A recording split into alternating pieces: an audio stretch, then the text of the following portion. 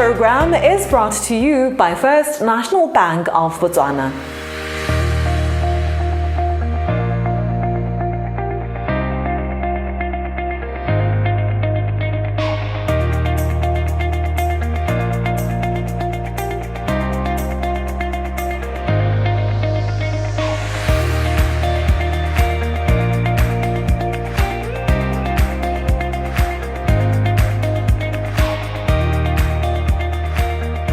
Welcome to First Issues. We've been bringing you stories of how entrepreneurs are changing the socio-economic landscape of Botswana, primarily addressing a critical national challenge, youth unemployment. Time has proven that this is a crisis that requires innovative solutions beyond traditional job markets. Tonight, we're talking to a young Motswana who is doing just that, Christopher Ben. His story is an example of how entrepreneurship is fast becoming the new bedrock of Botswana's economy, specifically addressing the concerning unemployment rates.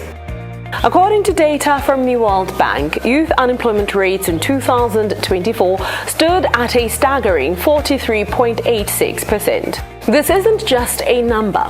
It represents a significant portion of our population aged between 15 to 35 who are not in education, employment or training. And needless to say, the future of our nation depends on our ability to harness this immense potential.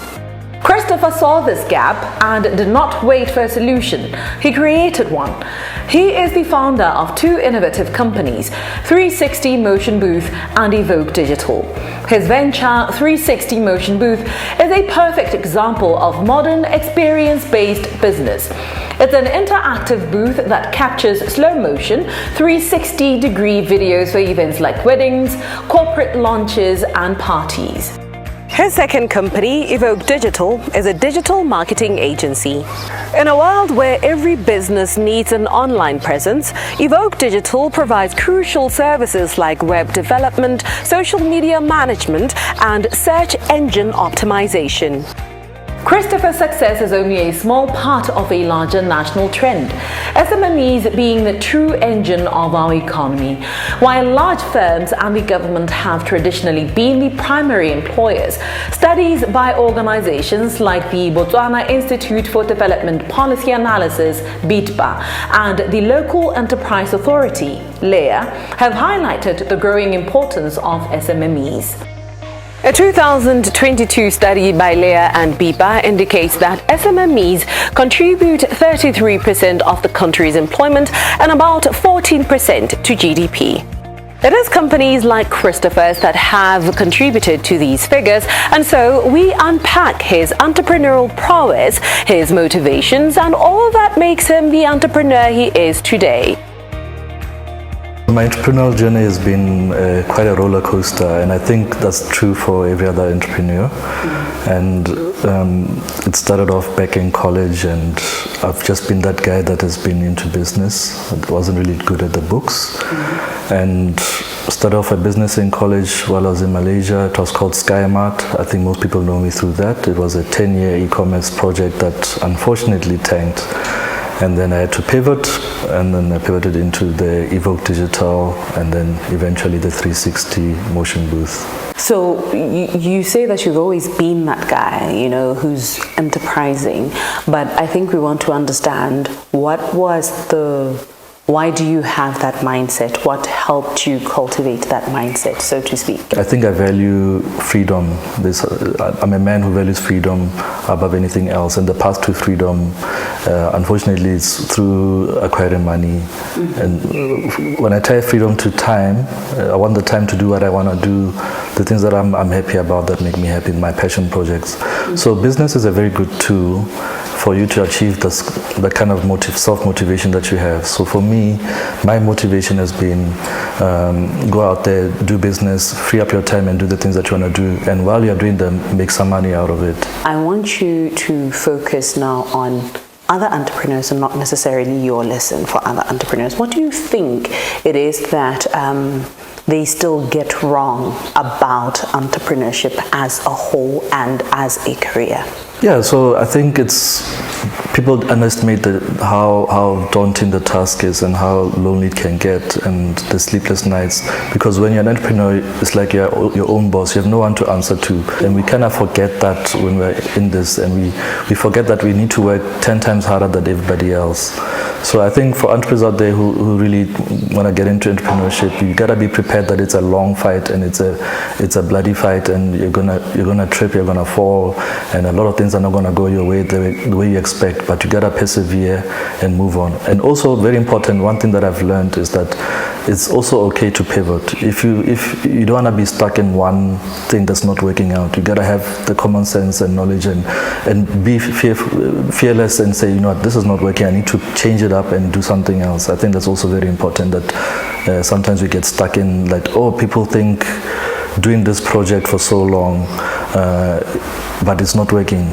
What are they going to say when I change up what I'm doing? In all of that though, since you have started being an entrepreneur in college, what achievements would you point to and say, I have done well thus far? So that's a very difficult question to answer, because people look at it from two sides. So the first side is they look at the outcome only, and that's the typical view that people look at. So like, for example, if you look at SkyMart, because it failed, people think, oh, okay. But within that 10 years, there were a lot of successes that I can say and point out. I hit a lot of big milestones that I'm very proud of, even up to this day.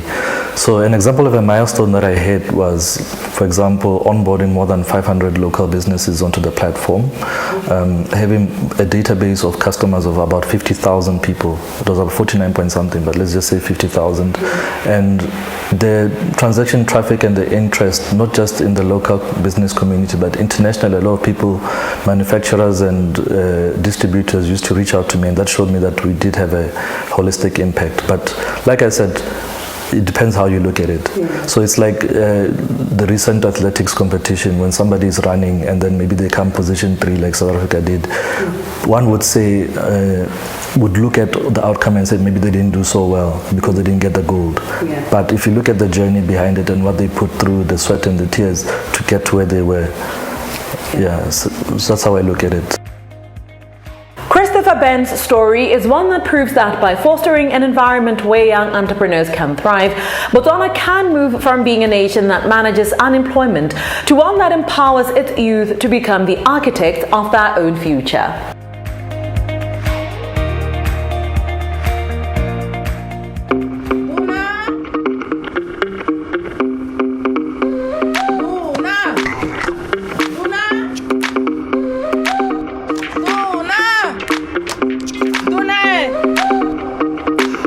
bitsa motho gore motho a leke mangwala go duela metsi. Mama, ka re male jana ha o tlhoka le go tsamela kgakala gore go duela metsi. FNB re diretse tiro motho. Senthe. Ma kwa go marekisetsong a ile gore ana le tshwala FNB Cash Plus. So se tlhokanyela ke o mangwa gago mo tirisong le reference number e bon dinomoro tse diriswang go rurihatsa dituelo tsa gago. FNB what? FNB Cash Plus. Madonna makante ke ngontso sampolele ka mananeo a FNB ya Cash Plus. La ha re le nna ke gone go utang ka dona ebile ke ne ke sa dumele. Deposit cash and coins, withdraw from e-wallet, make cardless cash withdrawals, buy prepaid airtime and electricity, pay bills such as water, electricity and many more. FNB. Dona. Nyawa ena ke ra sa thara. Mpare motiki. Na ke ra go motho hela mamarapedi. O tola skontere hela.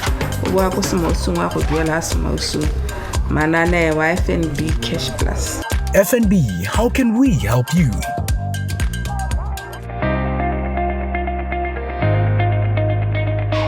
Welcome back to First Issues, where we now discuss challenges facing entrepreneurs in that pursuit to succeed. In a rapidly shifting global economy, traditional employment pathways often fall short, leaving a generation of young, talented people feeling locked out of opportunity. But a new trend is emerging. Entrepreneurs are stepping up not just to create employment, but to build essential bridges that connect the youth to employment opportunities and startup support. The need for these bridges is starkly evident in markets like Botswana, where the youth unemployment rate stood at approximately 43.86% in 2024, according to the World Bank.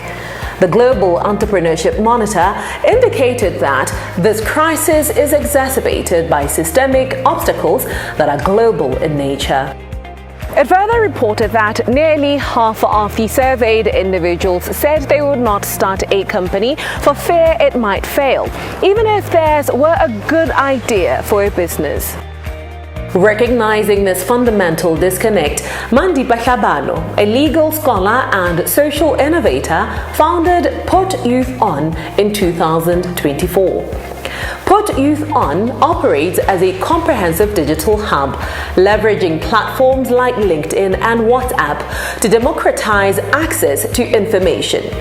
Its core mandate directly tackles the twin challenges of employment and entrepreneurship. For those seeking jobs, the platform curates job listings, internships, and vital career advancement resources. For aspiring founders, it is a showcase of funding opportunities, incubator programs, and business competitions. But these efforts do not come without their own fair share of challenges, which we have come to meet Mandipa to discuss further, unpacking the pain points they deal with and how they are managing them. Mandipa, thank you so much for coming on First Issues and affording us your time. We're here today to talk to you about, I don't know if we should call it a social enterprise, but Put Youth On, right? What is the rationale behind it? Put Youth On is basically a youth-led initiative. We deal with 3 different legs. I like to say our work around 3 different things.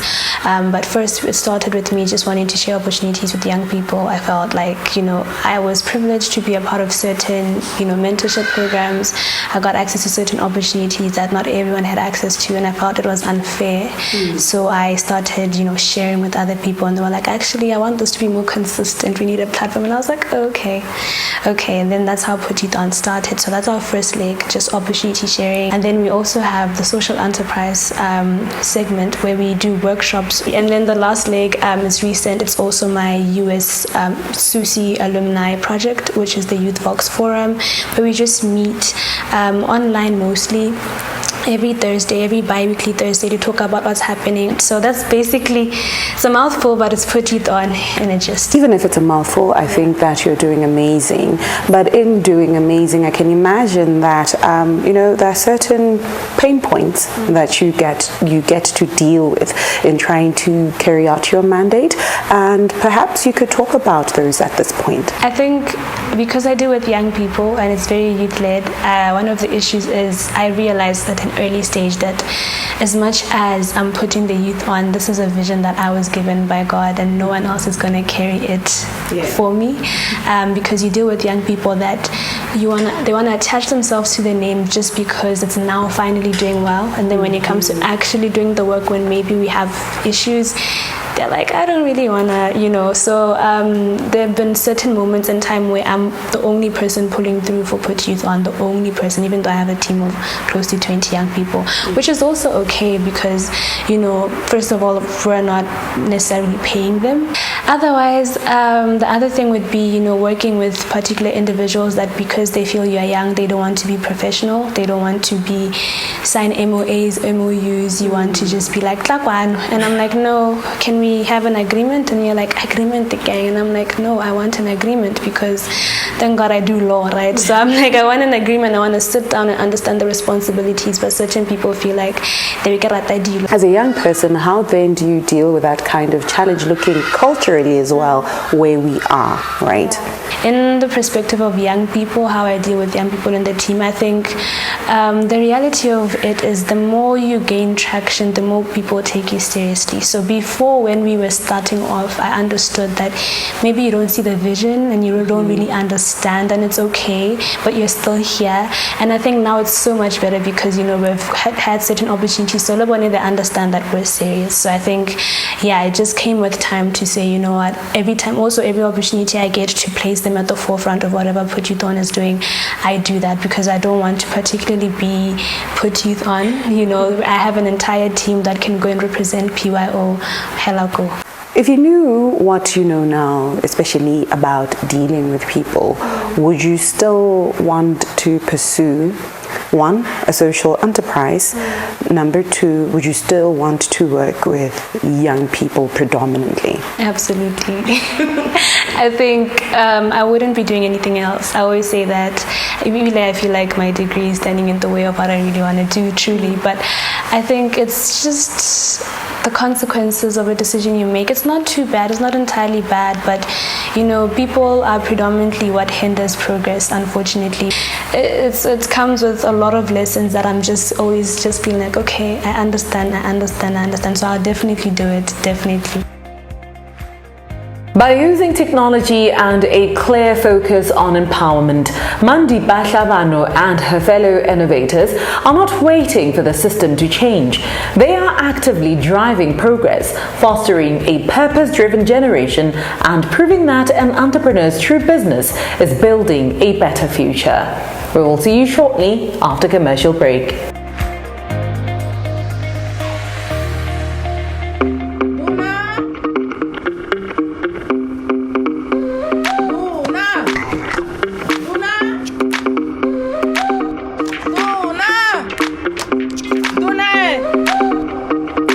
Ta bitsa motho gore motho a leke mangwala go duela metsi. Mama, ka re male jana ha o tlhokana le go tsamela kgakala gore go duela metsi. FNB re diretse tiro motho. Senthe. Mma, kwa go marekisetsong a ile gore ana le tshwao la FNB Cash Plus. Se se tlhokanyela ke o mang wa gago mo tirisong le reference number e bong dinomoro tse diriswang go rurihatsa dituelo tsa gago. FNB what? FNB Cash Plus. Madonna makante ke ngwe ntse o sampolele ka mananeo a FNB ya Cash Plus. Hela, ha re le nna ke gone go utlwang ka dona. Ebile ke ne ke sa dumele. Deposit cash and coins, withdraw from e-wallet, make cardless cash withdrawals, buy prepaid airtime and electricity, pay bills such as water, electricity and many more. FNB. Dona.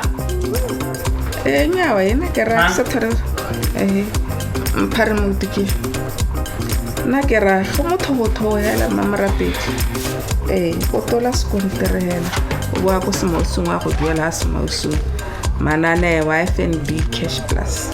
FNB, how can we help you? Welcome back to First Issues. Tonight, we conclude our episode with a look at festive preparations in a healthy way. It is the time of the year when office parties, staff retreats, and get-togethers are abound. But as entrepreneurs, to be in tip-top shape to run your company, your health should arguably be your biggest priority. And so, watching what you eat, what you drink, and how much of it should be of importance. This is why we brought onto the program pharmacologist and consultant cardiologist Dr. Kiran Pagat to help us plan a healthy Christmas break, especially in the food department. Doctor, thank you so much for coming on First Issues and affording us your time today. We're talking about preparations for the festive season, for our entrepreneurs, for our business people, the business community, who are now going to be going into a season and a time of Christmas parties, staff retreats and all of that. And during this time, a lot of people just abandon their healthy habits, right? Because it's Christmas and it's been a very long year. We want to relax. We want to de-stress. But how do we approach the festive season with mindfulness, taking into cognizance the great work that we've done throughout the year? The first caveat, if you like, is for those that are patients. Remember, if you are on some sort of medication and you want to de-stress, remind yourself what medication you're taking, because the temptations over Christmas are of food, of alcohol, of dehydration, of lack of sleep. So the most important thing is to not do this sort of all or nothing approach, where I just want to throw everything away and I want to forget about everything and I want to jump into, splurging. I'd suggest what we do is all or something. This is a time of a lot of eating, and the food that's normally there is not the healthy kind. It's very fatty, it's very sweet, it has a lot of sugar. It's really the nice stuff. But what swaps can we make to still enjoy ourselves, but also making sure that we are being healthy about it? I think the thing to do is, when you're preparing them, to swap is my suggestion. I know I'm being very mean. Is to swap half the butter with perhaps some yogurt. To use chicken stock to add protein and cut the fat, make the meat leaner. For baking, perhaps halve the sugar. Use instead perhaps some mashed bananas, or some apple juice. Substitute the sugar for something that's healthier.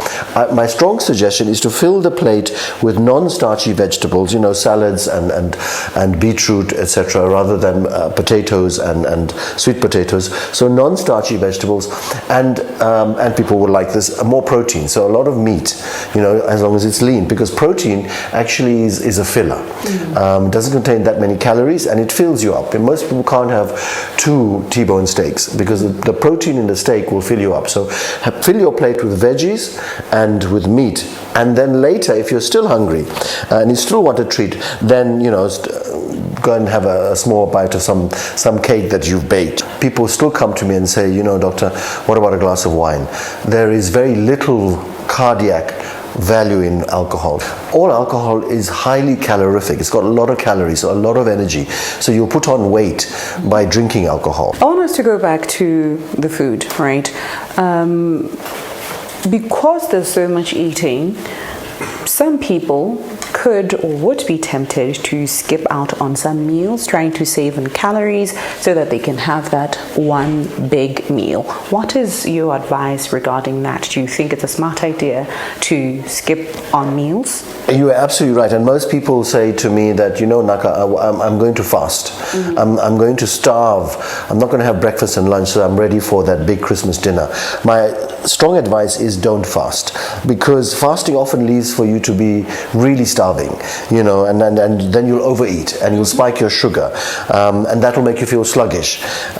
So have a normal breakfast, and the breakfast should generally be protein rich, light and balanced. So for example, eggs or some madila or plain yogurt or some oats. That'll fill you up, and it'll stabilize your sugar, so that by the time you come to dinner, you have an appetite, but it's not a ravenous, where you're really hungry appetite, and it's better for you to control the feast that is going to arrive. Taking care of yourself as an entrepreneur is one of the most important things you will ever do. So go into this festive break armed with a perspective of approaching it with mindfulness. That's all we had for you this evening. Till next time, good night.